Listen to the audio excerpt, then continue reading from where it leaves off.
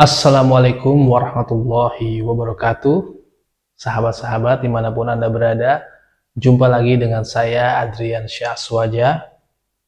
Kali ini saya akan membahas tentang bagaimana impian kita bisa terwujud. Apa yang kita inginkan, apa yang kita idam-idamkan bisa terwujud, bisa termanifestasi. Sahabat-sahabat, agar impian kita bisa termanifestasi, kita harus melewati 4 cara. Yang pertama, yang harus kita lakukan agar impian kita bisa terwujud adalah kita senantiasa memberikan visualisasi terhadap impian kita tersebut. Kita harus sering membayangkan tentang impian-impian atau keinginan-keinginan yang ingin segera kita wujudkan. Visualisasi ini tidak perlu dengan konsentrasi penuh, tapi cukup kita lakukan sesekali, tidak perlu terlalu sering. Sesekali kita perlu mengingatnya dengan gambaran mental di pikiran kita. Kita visualisasikan, kita memilikinya, kita benar-benar sudah mendapatkannya, dan kemudian kita bisa bersyukur dengan sesuatu yang sudah kita miliki dengan visualisasi tersebut. Walaupun hal tersebut masih sangat jauh terwujud dalam hidup kita. Sahabat-sahabat dimanapun Anda berada, saya mau sedikit cerita tentang seorang atlet UFC bernama Conor McGregor. Conor McGregor dulu dia sering bermain sepak bola. Lalu setiap dia mencetak gol, dia melakukan selebrasi seakan-akan dia membayangkan dalam benaknya ratusan ribu orang bertepuk tangan atas gol yang diciptakan. Padahal saat itu yang nonton mungkin hanya sedikit, tidak terlalu banyak. Tapi setiap kali dia mencetak gol, dia melakukan selebrasi seakan-akan ada ratusan ribu orang yang bersorak, yang menyeru tentang namanya. Dan kemudian apa yang terjadi? Akhirnya Conor McGregor berhasil mewujudkannya di UFC. Dia menjadi atlet terkaya di dunia. Dia mampu menjual pay-per-view terbesar di pertandingan UFC. Bahkan dia memberikan keuntungan besar kepada UFC tersebut. Dan Conor McGregor adalah penyumbang terbesar terhadap perusahaan dari Ultimate Fighting Champion tersebut. Dan penontonnya selalu membludak setiap dia bertanding. Dan dia dijuluki The King karena dia adalah sabuk sesungguhnya. Siapapun yang bertanding melawan Conor pasti akan mendapatkan keuntungan besar. Nah, ini lewat visualisasi. Dan juga ada seorang artis ya bernama Ryan The Massive. Dia itu dulu sering latihan band ya di studio yang kecil. Tapi setiap dia latihan, dia bersorak, "Halo Makassar, halo Manado, halo Papua."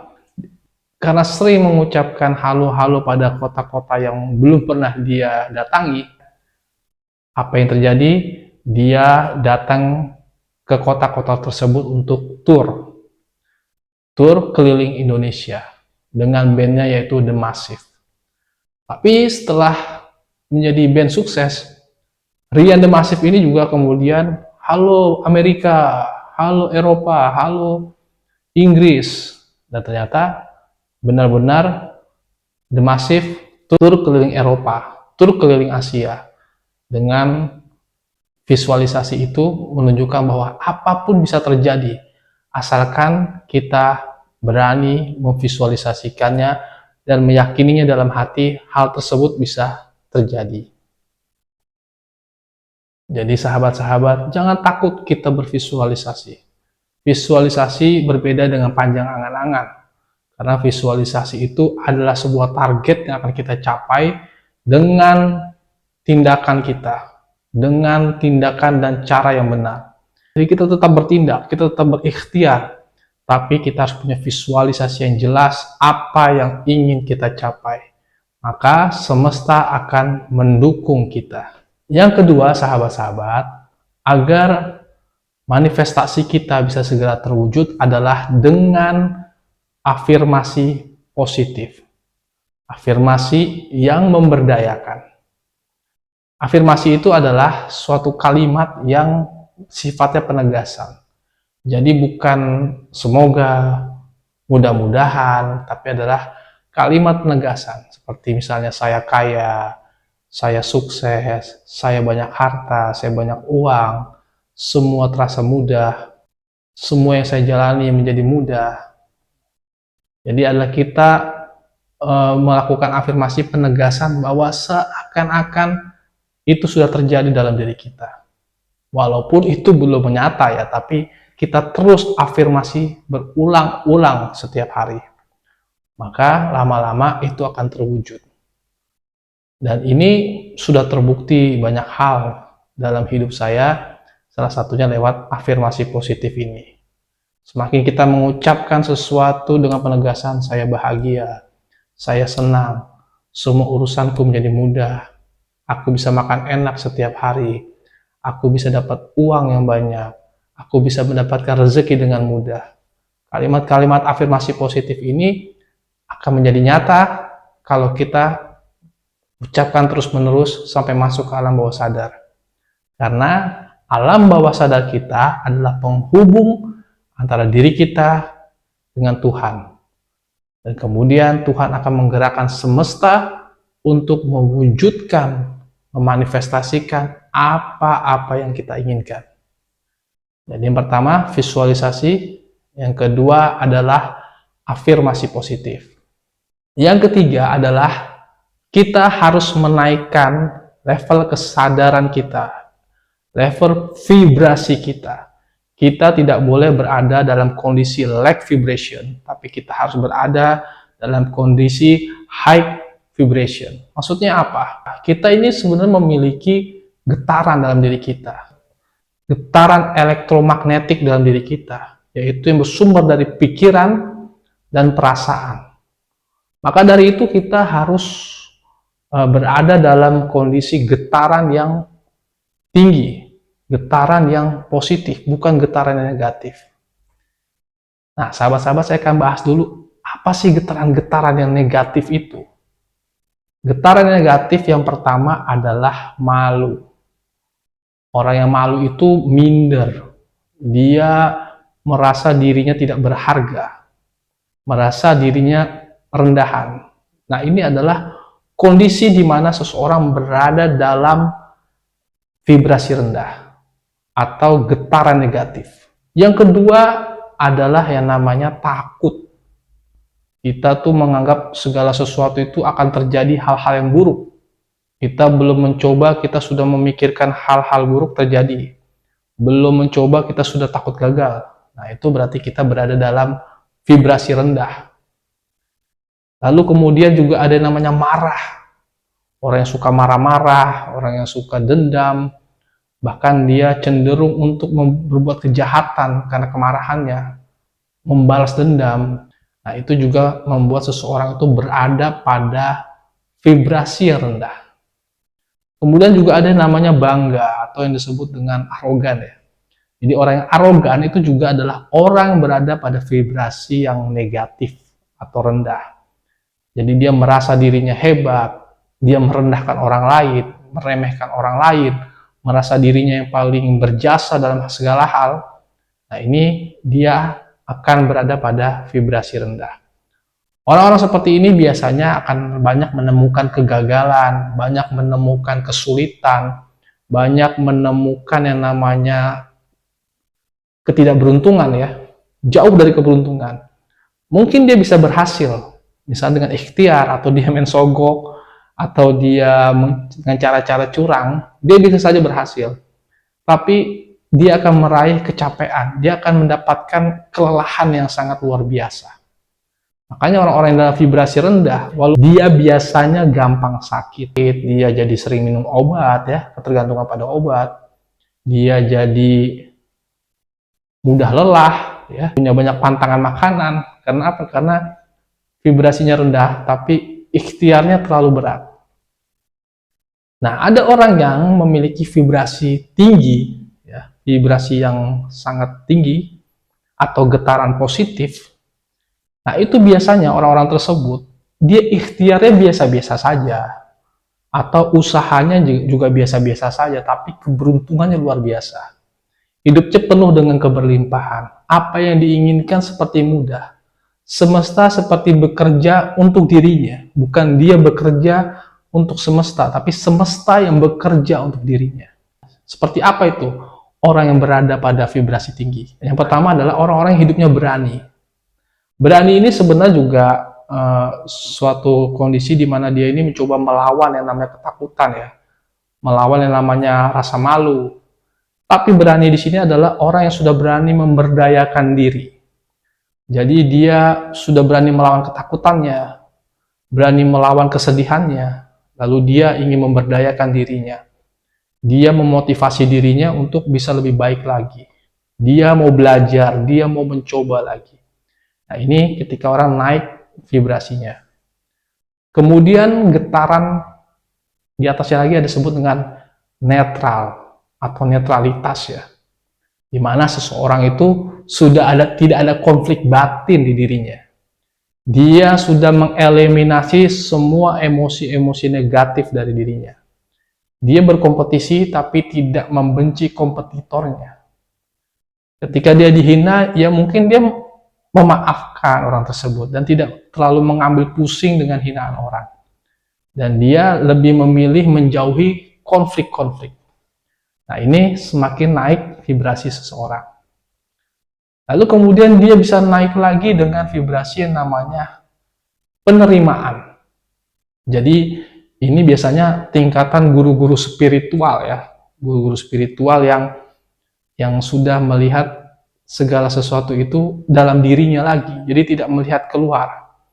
Ada orang yang sibuk melihat keluar, ya, seperti kekayaan, uang, namanya jabatan, lalu juga yang namanya pengaruh. Tapi orang-orang yang sudah sampai tingkat penerimaan, dia tidak memikirkan itu semua. Dia sibuk melihat potensi-potensi yang dalam dirinya. Dia menerima apa yang terjadi pada dirinya, dan dia mau menerima realitas yang ada di luarnya. Sehingga dia berada pada vibrasi yang tinggi. Baru setelah orang bisa melakukan penerimaan, dia akan mencapai pada tahapan pencerahan atau enlightenment. Jadi dia memiliki kesadaran murni, dia mengejar hakikat kehidupan, dia memahami hakikat kehidupan, dia memahami tentang hakikat Tuhan, ya. Ini biasanya tingkatan para kekasih-kekasih Allah. Nah, ini biasanya kita tahu para wali-wali Allah ini doanya sangat mustajab, ya. Apa saja yang diucapkan itu bisa jadi kenyataan. Yaitu tingkatan orang-orang yang mendapatkan level pencerahan. Bahkan dia, orang yang sampai level pencerahan ini, mampu mengangkat orang-orang yang berada pada vibrasi rendah. Ketika orang yang bervibrasi rendah, lalu dia membayangkan orang yang tingkat pencerahan ini, maka vibrasinya bisa naik. Level spiritualnya bisa naik.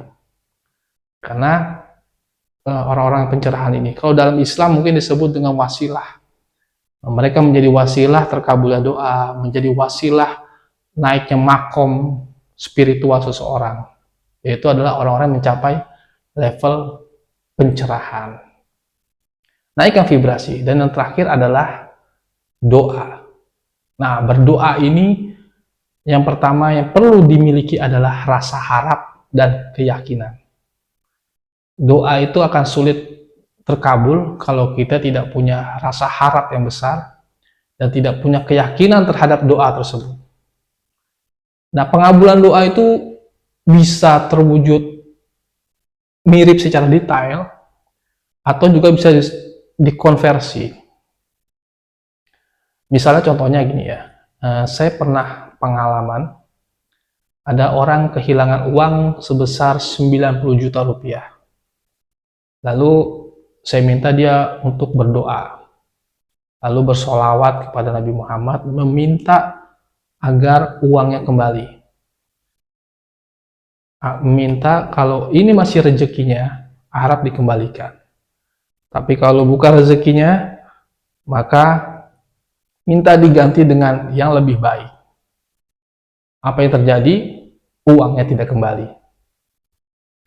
Tapi di balik itu ada apa? Orang ini tiba-tiba hamil. Jadi dia itu sudah 4 tahun menikah, tapi tidak dikaruniai anak.